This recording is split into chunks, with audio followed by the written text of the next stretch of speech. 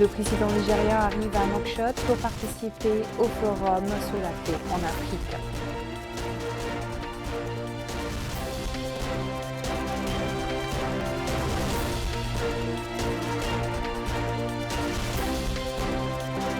Le ministre de l'Éducation nationale et de la réforme du système éducatif se réunit avec les directeurs régionaux et les acteurs du secteur de l'éducation. Le compte rendu dans cette édition.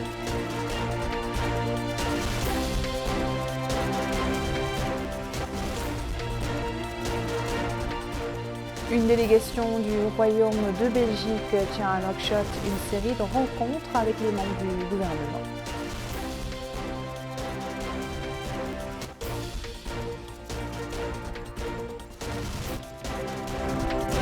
Voilà pour les titres, bonsoir et merci de vous joindre à nous. D'abord cette nouvelle, c'est arrivé ce soir à Nouakchott du président nigérien Mohamed Buhari pour prendre part au forum sur la paix en Afrique qui s'ouvre demain dans la capitale. Il a été salué à son arrivée à l'aéroport international Umtunsi, l'aéroport de Nouakchott, par le Premier ministre Mohamed Bilal Messaouda, entouré de certains membres du gouvernement.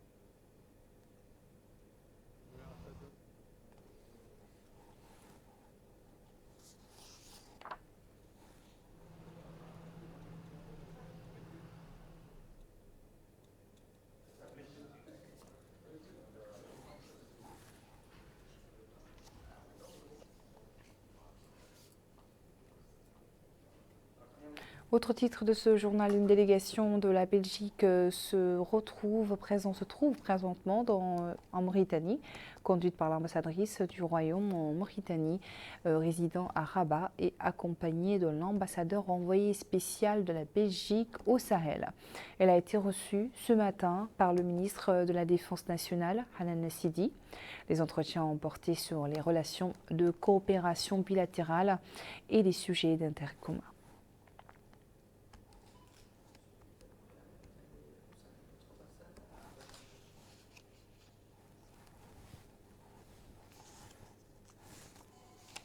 Les diplomates belges ont par ailleurs eu des entretiens avec le ministre des Pêches et de l'économie maritime, en plus d'une autre réunion avec les responsables du département des affaires économiques, de la promotion des secteurs productifs. Le point avec Amina Khalil.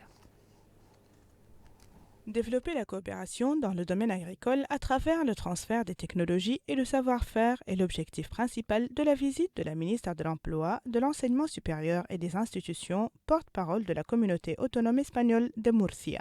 Lors de sa première journée d'activité, la ministre espagnole a rencontré le ministre de la Pêche et de l'économie maritime, M. Mohamed Ould Abidine Ould Maïv, le ministre de l'Agriculture, M. Yahya Ould Ahmed El Waqf, et le ministre de l'Élevage, M. Mohamed Abdallahi Ould Azman. Les réunions ont eu lieu en présence de notre ambassadeur à Madrid, professeur Khan Boubacar, la directrice générale de l'Agence de promotion des investissements, Mme Aïssa Talam, ainsi que les représentants des organismes et chambres spécialisées de l'agriculture de la Comunidad Autónoma de Murcia. Au niveau du ministère des Affaires économiques et de la promotion des secteurs productifs, les deux parties ont discuté des voies et moyens permettant de tirer le meilleur profit de la présente coopération. Ouvrant la réunion, le secrétaire général du ministère des Affaires économiques et de la promotion des secteurs productifs a loué au nom du ministre, M. Ousmane Mamadou Khan, la qualité des relations amicales existant entre notre pays et le Royaume d'Espagne. Il a précisé que la présente mission intervient suite à la visite effectuée par le président de la République, M. Mohamed Ould Cheikh Al Ghazouani, à la région de Murcia au mois de mars dernier. Il a clôturé son allocution en souhaitant l'élargissement des possibles domaines de coopération plein de succès et un bon séjour à la mission espagnole. Quant à la ministre espagnole porte-parole de la Comunidad Autónoma de Murcia, Madame Val Migueles, elle a indiqué que la présente visite lui permettra de s'enquérir du potentiel agricole mauritanien et d'identifier les opportunités d'investissement en Mauritanie. Elle a également saisi cette opportunité pour passer en revue l'expérience de Murcia et les pas qu'elle a franchis pour générer suffisamment d'emplois et enrichir sa population d'1,5 million de personnes. Le ministre de l'Éducation nationale et de la réforme du système éducatif a présidé ce matin une réunion avec les directeurs régionaux et les acteurs concernés par l'éducation au niveau central. Quel était l'objectif de cette réunion? Élément de réponse avec Bokar Bailaba. Comment dynamiser l'efficacité des directions régionales de l'éducation nationale? Quelle approche adopter pour une meilleure coordination entre l'administration centrale et ses directions régionales? Autant de thématiques évoquées dans cette réunion, présidée par le ministre de l'Éducation nationale et de la réforme du système éducatif. Et dans une allocution prononcée à cette occasion, Brahim Valoul Mohamed Lemine a souligné l'importance de cette rencontre qui s'inscrit dans le cadre de l'ancrage de l'école républicaine. D'ailleurs, il a souligné que les résultats des évaluations menées par le secteur ont récemment démontré qu'il existe un progrès remarquable au premier semestre de l'année scolaire en cours en termes de quantité et de qualité. Il a aussi souligné la nécessité d'entretenir des concertations soutenues entre les deux entités pour combler les déficits constatés. Il a également souligné l'importance de renforcer l'action pédagogique au niveau régional, conformément aux orientations de l'État, sachant que cette année scolaire constitue l'entrée en vigueur de la réforme du système éducatif avec son corollaire, l'école républicaine. La rencontre a été aussi une occasion de faire le tour d'horizon des acquis, des obstacles et des perspectives.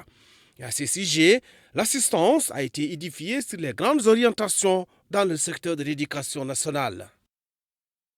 Le ministre de l'Éducation nationale et de la réforme du système éducatif avait auparavant décoré des fonctionnaires de son département en guise de reconnaissance des services rendus à la nation.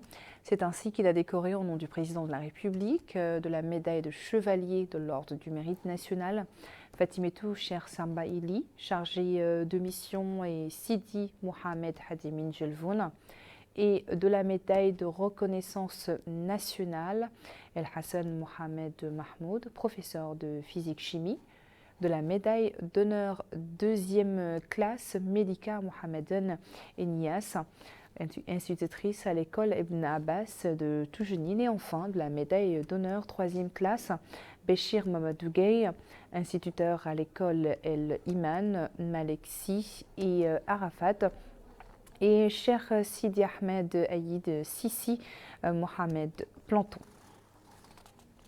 L'actualité parlementaire marquée par l'Assemblée nationale par la réunion de la Commission des relations extérieures qui a planché sur le projet de loi relatif à l'accord des sièges signé en mai 2019 à Nouakchott entre la Mauritanie et l'Organisation internationale de la migration. La Commission a suivi une présentation du ministre des Affaires étrangères, de la coopération et des Mauritaniens de l'extérieur, Mohamed Salem Merzouk, portant sur les objectifs de ce projet de loi.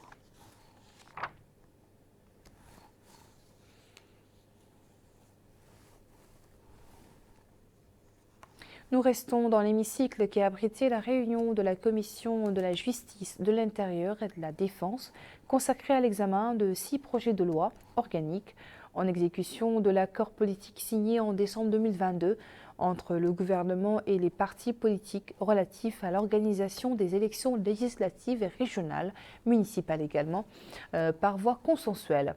La Commission a suivi un exposé présenté par le ministre de l'Intérieur et de la Décentralisation, Mohamed Ahmed Mohamed Lemine, dans lequel il a expliqué les objectifs des projets de loi précités.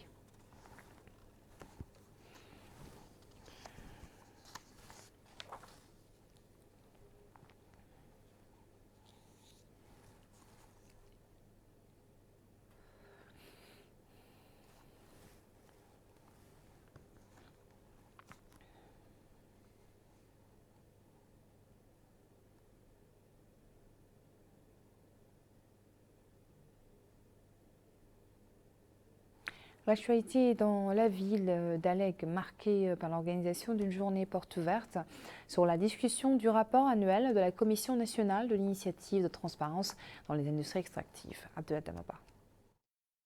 La rencontre a pour objectif d'informer les autorités locales et leaders d'opinion de la wilaya du Brakna et du Trarza du contenu du rapport de l'initiative pour la transparence dans les industries extractives 2020-2021. Il s'est tenu en présence des autorités locales et des acteurs de la société civile de la wilaya du Brakna et du Trarza. Le président du comité national de l'initiative pour la transparence des industries extractives a affirmé que le gouvernement a mis en place un mécanisme de gestion des revenus du secteur extractif pour les générations futures. Il a en outre indiqué qu'ils sont venus dans ce cadre pour informer les autorités locales de la wilaya du Brakna et du Trarza et des acteurs de la société civile du contenu de ce rapport, contrairement aux années précédentes où ce rapport leur était présenté de manière distincte. Le Wali Moussaïd de la wilaya du Brakna a pour sa part salué ce rapport au vu de son contenu détaillé et chiffres présentés concernant le secteur des industries extractives. Il a en outre indiqué que cela incarne l'approche pionnière de la Mauritanie avec l'adoption de la déclaration automatique des données. Retour à Nouakchott qui a abrité ce lundi les travaux d'une journée de réflexion sur la chaîne El Ousra, organisée à l'initiative du ministère de l'Action sociale, de l'enfance et de la famille, en collaboration avec la cellule de gestion de la dite chaîne. La journée de réflexion vise à établir un cadre de référence pour la chaîne en partenariat avec les secteurs gouvernementaux, les organisations de la société civile, les partenaires internationaux et les acteurs opérant dans le champ social et économique.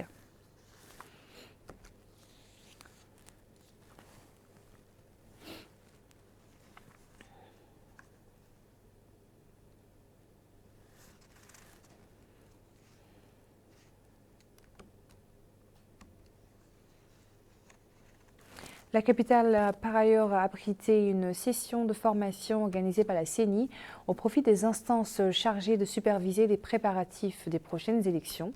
Il s'agit d'outiller les participants des codes de connaissances se rapportant à leur mission. Amina Khlil. C'est dans le but de bien préparer les prochaines élections législatives, communales et régionales que la Commission électorale nationale indépendante, CENI, a organisé une session de formation profitant aux présidents et membres de ses antennes régionales et locales. S'exprimant par la circonstance, le président de la CENI, M. Daoul Abdeljelil, a exprimé sa satisfaction de superviser le déploiement des membres de la CENI à l'intérieur du pays, donnant ainsi le coup d'envoi sur le terrain de l'opération électorale. L'approche à adopter, précise le président de la CENI, sera expliquée par les formateurs désignés à cet effet. Il a toutefois attiré l'attention des participants sur certains points qu'il a jugés très pertinents. D'abord, le maintien d'une relation de confiance avec les autorités administratives locales et régionales, tout en préservant le caractère indépendant de la mission des membres de la CENI. L'État, a-t-il expliqué, est le garant de toutes les facilités de terrain. Il interviendra pour soutenir et appuyer la Commission dans le cadre de l'exercice de sa mission, sans pour autant avoir une relation de tutelle ou de hiérarchie avec celle-ci. Ensuite, la relation avec les partis politiques qui sont des partenaires dans l'exercice de la citoyenneté et la démocratie. M. Daoul Abdeljelil a fermement mis en garde contre toute action susceptible de favoriser un parti ou un autre, car c'est, explique-t-il, contradictoire avec l'essence même de la mission de la Commission électorale nationale indépendante. M. Daoul Abdeljelil a, à la fin de ses commandements et orientations, exhorté les présidents et membres des antennes régionales à faire preuve de justice et d'égalité entre tous les partis politiques sans aucune exception. Il est à noter que les participants à cette session de formation suivront 3 jours durant des exposés et présentations portant sur le cadre juridique, technique et organisationnel des élections législatives, communales et régionales.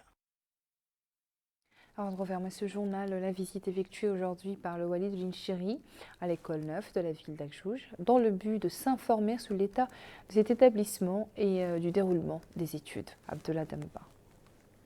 Le Wali de l'Inchiri a supervisé au niveau de l'école numéro 7 de la ville d'Aïjouj cette cérémonie de levée des couleurs en présence des autorités administratives et sécuritaires de ce village. Dans ce cadre, les élèves de cette école ont entonné l'hymne national avant qu'ils ne se rendent au sein de leurs différentes salles de classe. Le Wali a par la suite visité les différentes salles de classe. Il s'est informé des mesures adoptées dans l'optique de l'établissement de l'école républicaine. Le Wali a affirmé s'être rendu au sein de certaines écoles fondamentales d'Aïjouj et a assisté à la levée des couleurs. Il a indiqué qu'il s'agit de s'enquérir des mesures qui sont mises en œuvre dans le cadre de la stratégie du président de la République se rapportant à l'adoption de l'école de la République. Il a enfin précisé que l'objectif de l'école de la République est l'ancrage de l'unité nationale. La délégation s'est pareil rendue au sein de plusieurs autres établissements. Ils ont pu s'informer du déroulement des enseignements au niveau de cette ville. C'est sur cette note que s'achève notre journal. Merci à vous de votre attention. Le rappel des principaux titres. Le président nigérien arrive à Nouakchott pour participer au forum sur la paix en Afrique.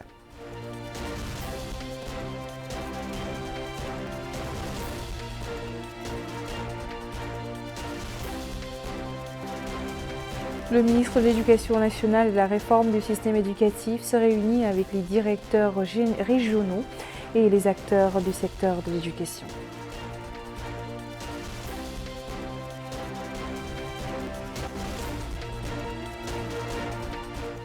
Et une délégation du Royaume de Belgique tient à Nouakchott une série de rencontres avec les membres du gouvernement.